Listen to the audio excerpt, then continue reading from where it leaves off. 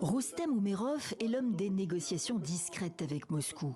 En septembre 2022, c'est lui qui tient informé Volodymyr Zelensky de l'échange en cours de prisonniers russes contre ukrainiens, le plus important depuis le début de la guerre.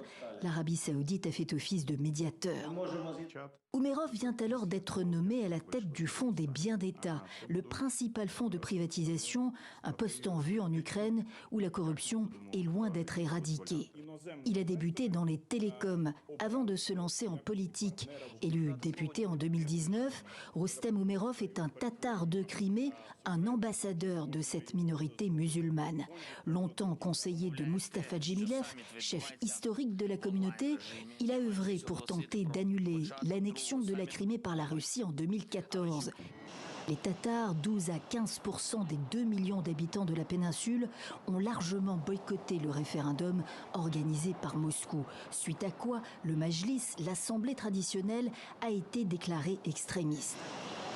Beaucoup ont dû s'exiler à nouveau, un écho à l'exil forcé sous Staline en 1944.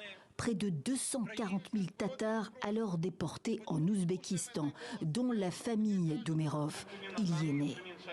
Dimanche, le président l'a donc désigné comme ministre de la Défense pour succéder à Oleksiy Reznikov, en poste depuis avant la guerre et affaibli par de nombreux scandales de corruption dans l'armée.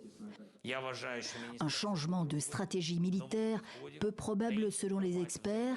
Zelensky met en avant une nouvelle approche. Roustem Oumerov pourrait notamment faciliter les liens avec les pays musulmans. Sa nomination reste à valider par le Parlement dans les jours à venir. Ce devrait être une formalité.